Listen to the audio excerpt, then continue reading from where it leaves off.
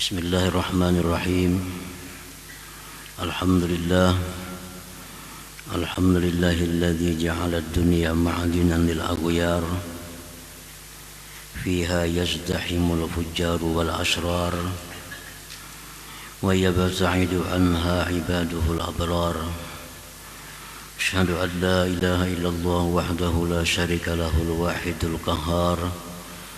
Wa asyhadu anna sayyidana Muhammadan abduhu wa rasuluhul mukhtar. Allahumma salli wa sallim wa barik ala sayyidina maulana Muhammadin akhyaril akhyar wa ala alihi wa sahbihi wa zurriyyatihi wa atba'ihi ila yaumil intishar, amma ba'd. Yang kita hormati, kita muliakan para habaib dan para ulama, muhibbin, hadirin hadirat rahimakumullah.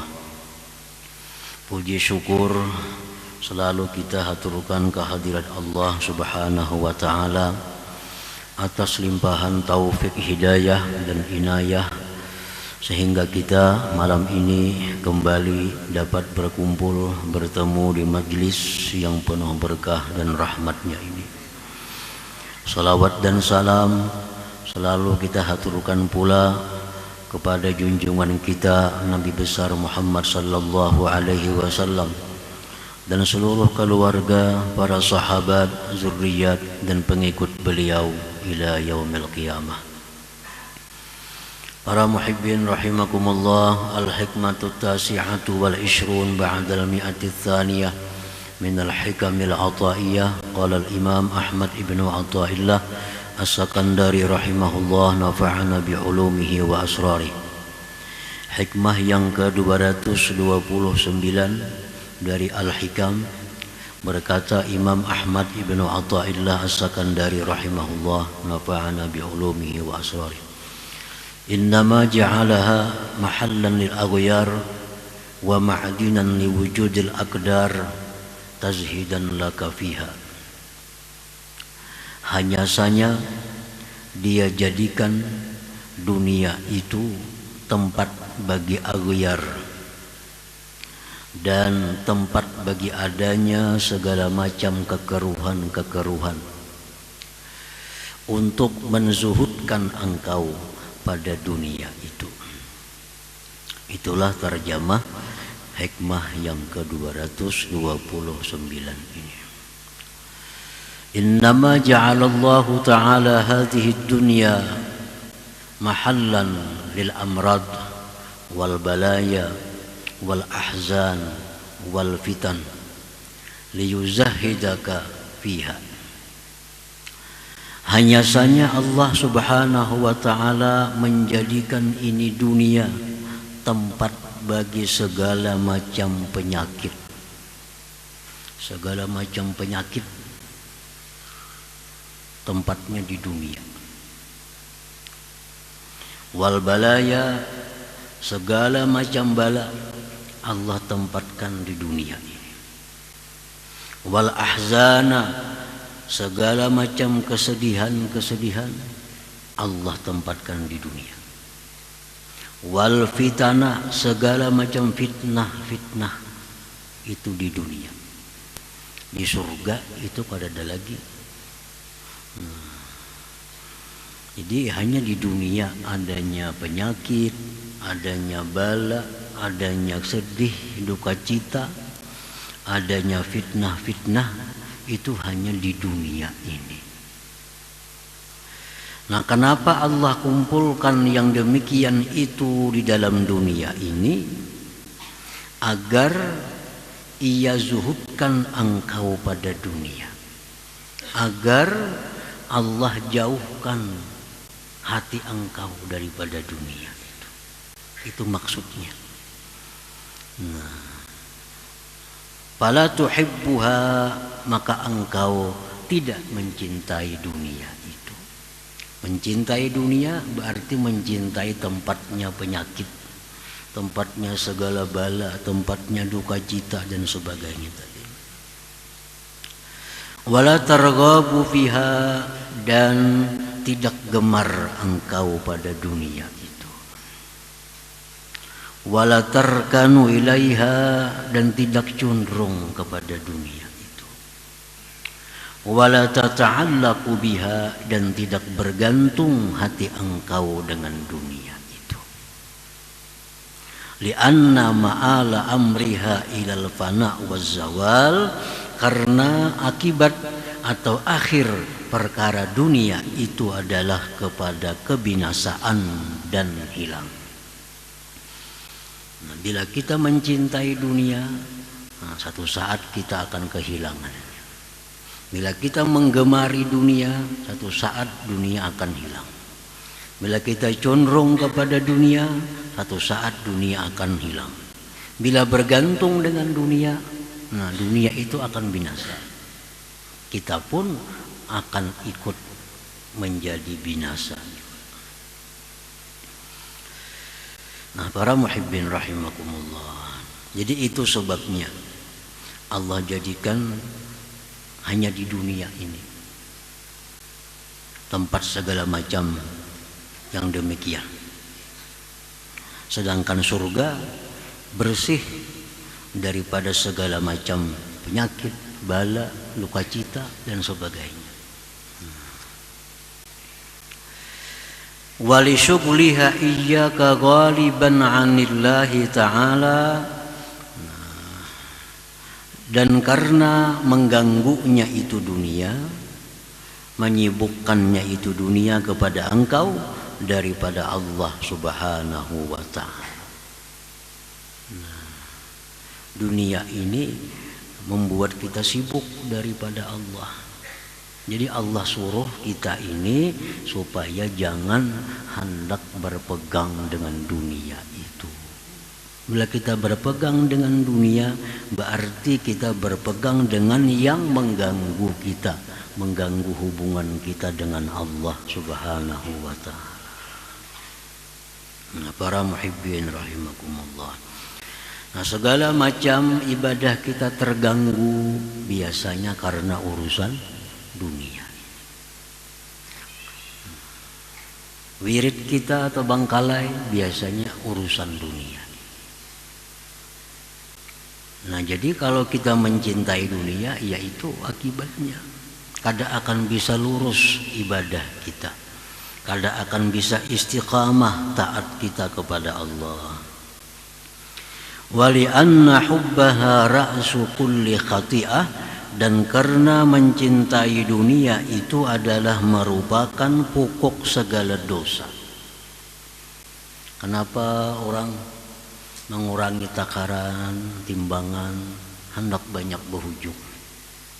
Nah, mencintai dunia, hakun mau rela mengorbankan agamanya. Takaran berapa ada?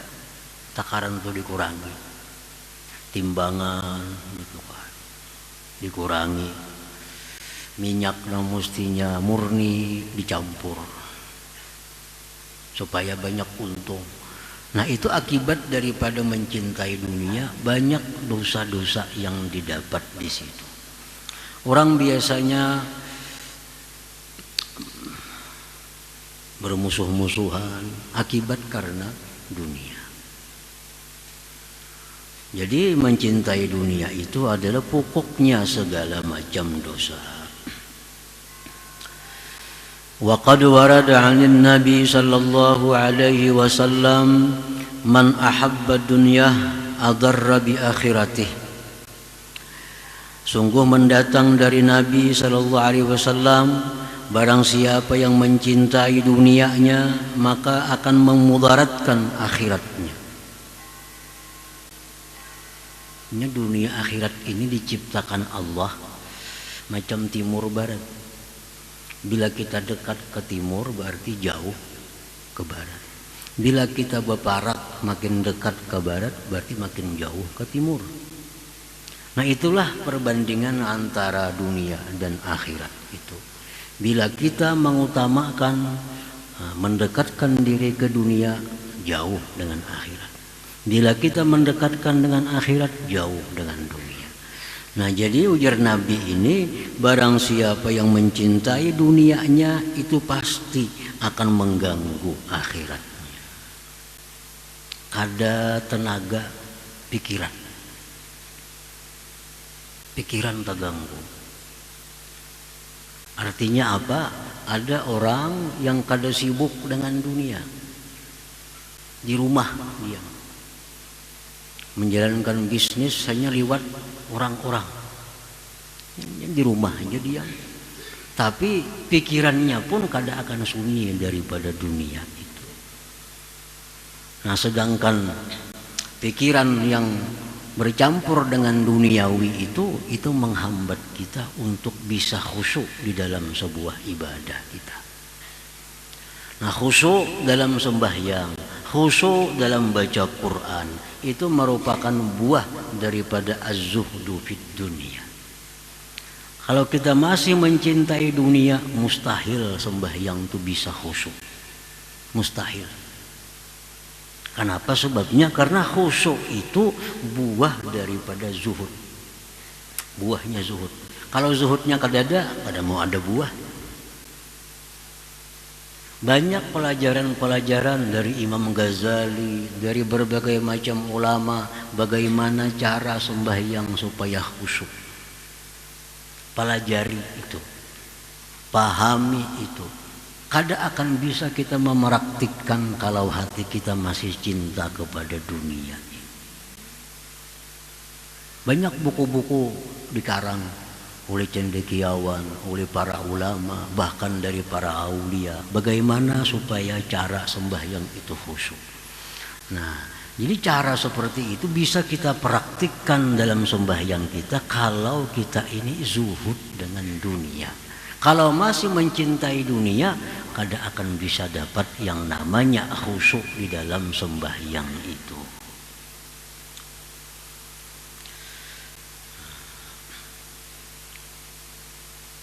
Wa warada aidan la ta'tiyannakum ba'di dunya ta'kulu imanakum kama ta'kulun narul hatab.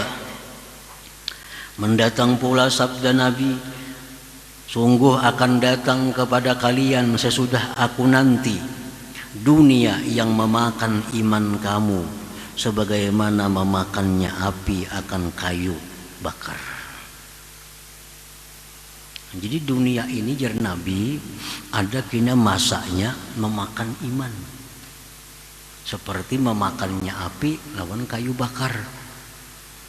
Nah, maksud Nabi itu apa? Orang kada akan dapat dari dunia kecuali mengorbankan iman. Ada kena masa kita kada boleh duit bila kada berdusta, kada mau sugih bila kada riba, kada mau sugih bila kada mengurangi takaran timbangan. Nah, ini biar Nabi akan datang kepada umatku itu dunia yang memakan iman, memakan iman. Membajari jujur saja kada bakal beli duit. Berdusta apalagi bersumpah palsu mau lakas berduit. Nah, iya itu artinya ada kena masanya jar Nabi itu. Jadi pedagang jujur kada mau sugih, jadi pejabat jujur kada mau naik pangkat. Bila kada di menuruti aturan orang maka Nabi sudah madahkan 1400 tahun yang lalu sudah dibaca oleh Nabi akan datang masa di mana dunia itu memakan iman kalian sebagaimana memakannya api akan kayu bakar. Para muhibbin rahimakumullah. Qala ba'dhum, berkata sebahagian ulama, taraktud dunya likasrati anaiha wa qillati ghanaiha wa khissati syurakaiha wa sur'ati fanaiha.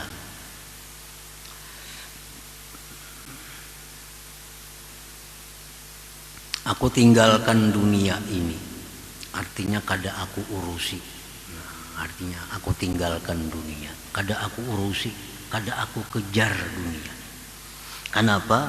Karena banyak uyuhnya, banyak susahnya, sedikit kekayaannya. Karena beliau ini memandang kepada surganya Allah. Artinya dunia ini kada apa-apa dibanding dengan surganya Allah.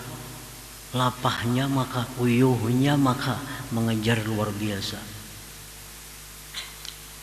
Wa khissati syurakaiha, dan hina orang-orang yang bersekutu dengan dunia itu.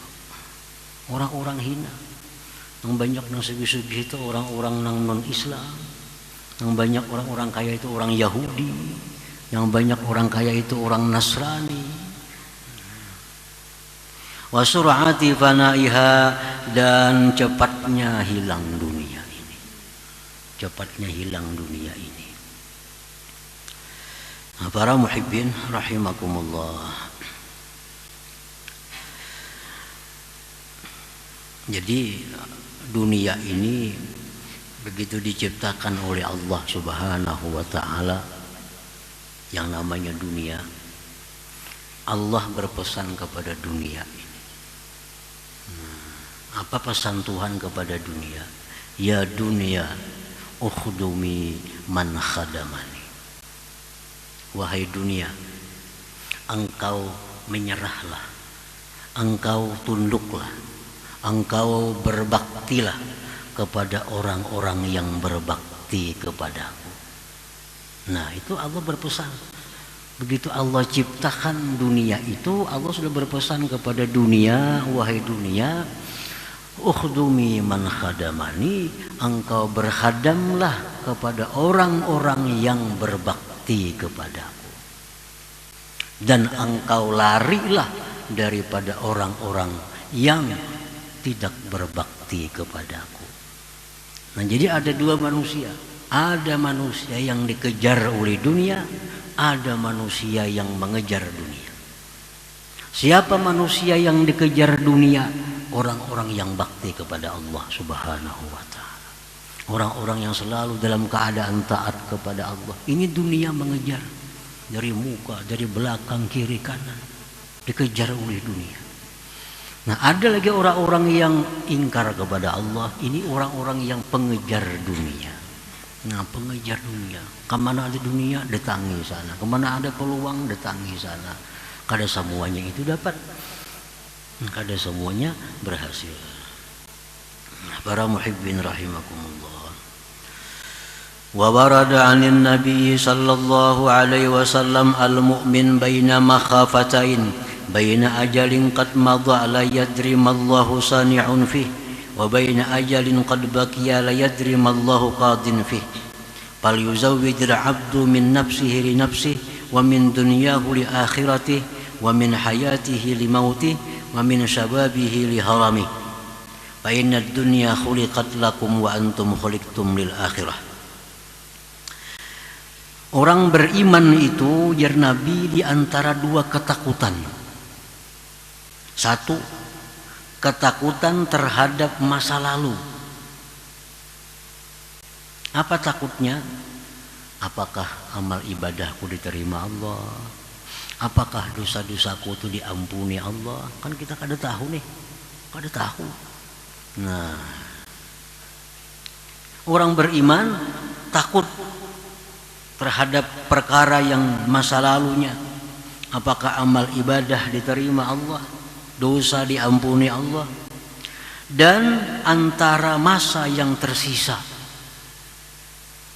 Dia tidak tahu apa yang Allah putuskan terhadap dirinya. Apakah dia ini termasuk orang-orang yang beruntung atau orang-orang yang merugi? Itu pun kada tahu juga.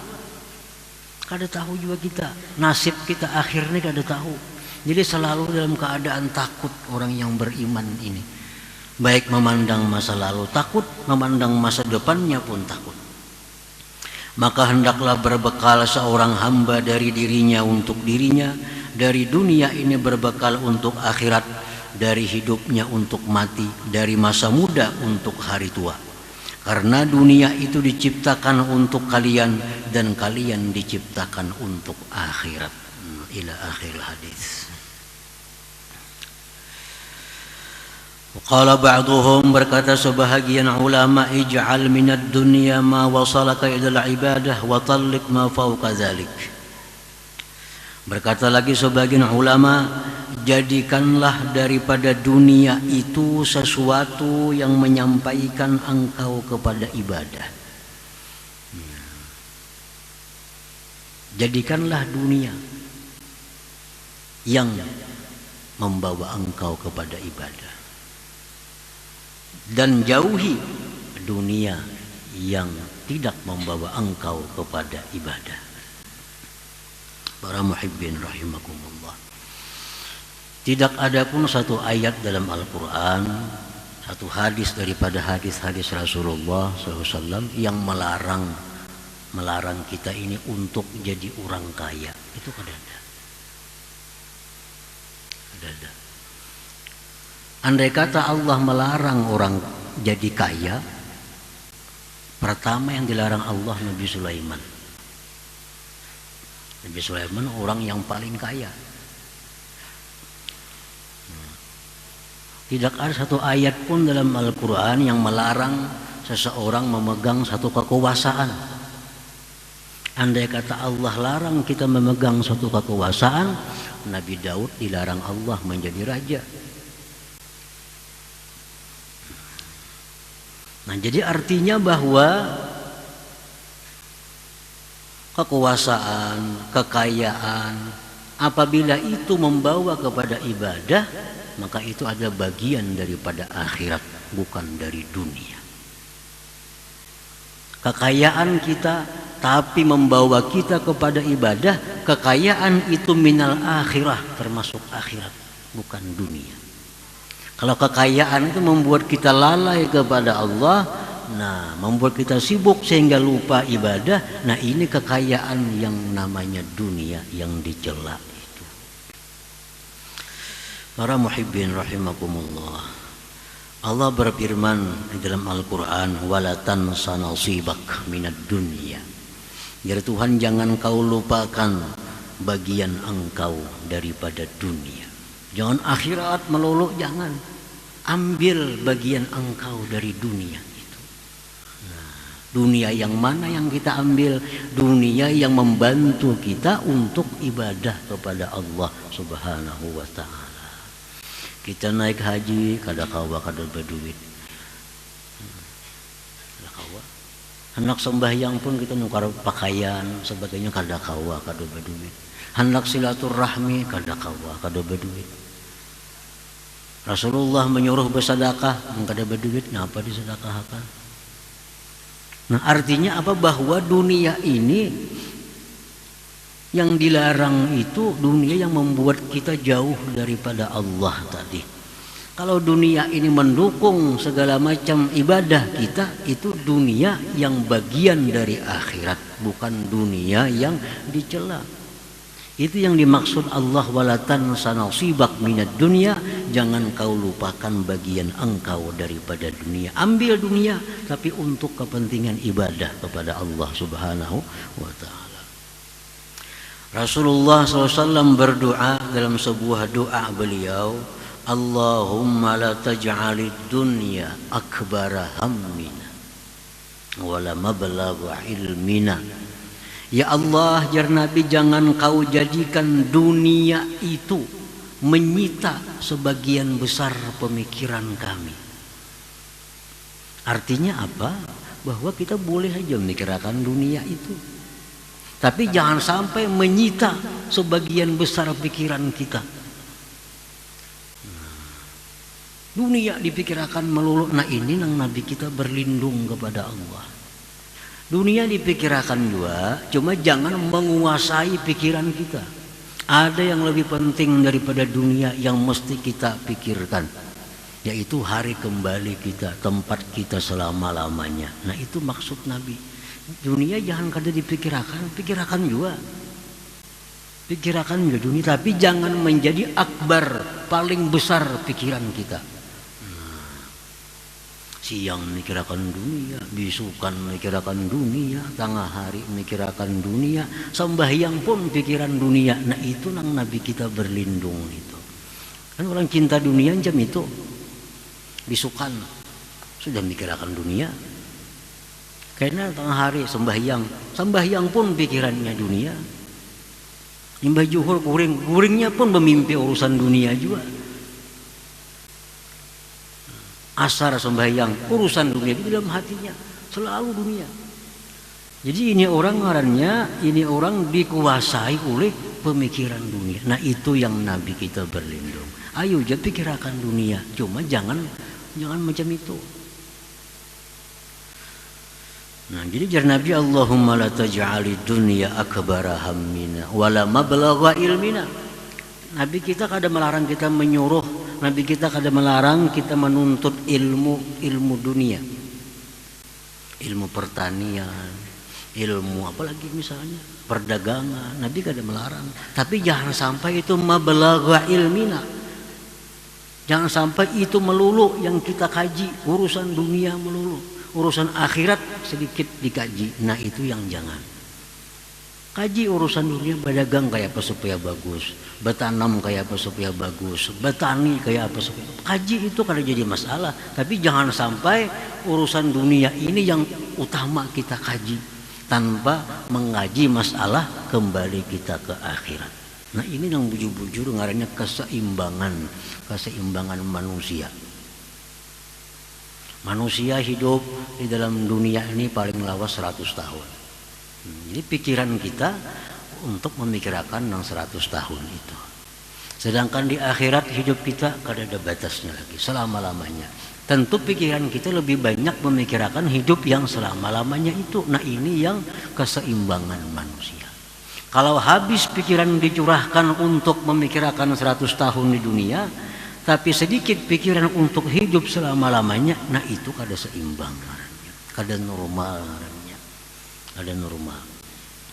Memikirkan nang kada lawasnya habis-habisan. Dicurahkan pemikiran, tenaga semua memikirkan tempat kediaman nang bakal abadi, maka sedikit. Nah itu nang kada cucuk, nang kada sesuai dengan ajaran Nabi kita ini. Para muhibbin rahimakumullah. Jadi ij'al minad dunya ma wasalaka ilal ibadah. Jadikan dunia engkau itu yang membawa ibadah. Rumah sagan beribadah, kendaraan sagan beribadah, pakaian sagan beribadah, berisi duit banyak sagan beribadah. Nah ini disukai oleh Allah Subhanahu wa ta'ala. Itu yang disukai oleh Allah. Qala Luqman libnihi, Luqmanul Hakim berkata kepada anaknya, ya bunayya, hai anakku, bi' dunyaka bi akhiratik tarbahhuma jami'a wala tabi akhirataka bi dunyak takhsarhuma jami'a. Ujar Luqmanul Hakim kepada anaknya, wahai anakku, juallah dunia engkau itu dengan akhirat. Juallah dunia engkau dengan akhirat.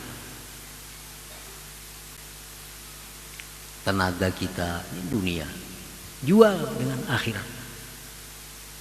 Duit kita jual dengan akhirat. Gunakan untuk yang berpahala, artinya tarbahhuma, niscaya engkau dapat untung dunia dan akhirat. Dapat untung kedua-duanya. Kita gunakan diri kita untuk ibadah kepada Allah, kita akan dapat dunia akhirat. Kita gunakan duit kita untuk ibadah, dapat untung dunia akhirat. Itu hadis sudah menjamin, Rasulullah mana kasamalun min sadaqah. Nabi sudah menyatakan tidak pernah berkurang harta bila disedekahkan. Nabi sudah mengatakan demikian. Tidak berkurang harta bila disedekahkan. Jadi kalau kita menyedekahkan harta, itu artinya menjual untuk akhirat. Tarbahhuma, dapat dunia akhirat. Kalau keduanya dapat pahala, dapat gantiannya, ganal pada itu. Ganal pada itu. Wala tabi akhirataka bidunyak, jangan menjual akhirat dengan dunia engkau. Nah, tubuh, jasad, semua full untuk dunia, pikiran full untuk dunia, harta benda full untuk dunia, sedikit untuk akhirat. Takhsarhuma jami'a, engkau akan rugi dunia akhirat. Kada untung dunia akhiratnya. Takhsarhuma. Nah, jadi banyak hadis-hadis Rasulullah, perkataan para aulia yang mengajarkan kepada kita tentang bagaimana kita yang benar menyikapi dunia ini. Nah, bagaimana yang sebenarnya dalam hal menyikapi dunia ini. Dunia kita ambil, dunia kita pakai selama dunia ini menggiring kita ke surganya Allah. Dunia kita tinggalkan, dunia jangan diurus bila membawa kita maksiat, membawa kita lupa ibadah, lupa wirid, lupa pengajian. Itu dunia yang mencelakakan kita, yang merugikan kita dunia akhirat. Nah, kemudian hikmah yang ke-230 insyaallah taala. Hadratin Nabi sallallahu alaihi wasallam al-Fatihah. Iyyaka na'budu wa iyyaka nasta'in ihdinas siratal mustaqim. يا الله بها يا الله بها يا الله بحسن الخاتمة يا الله بها يا الله بها يا الله بحسن الخاتمة يا الله بها يا الله بها يا الله بحسن الخاتمة يا أيها الرجل منه شفاعة صلوا عليه سلموا تسليما اللهم صل وسلم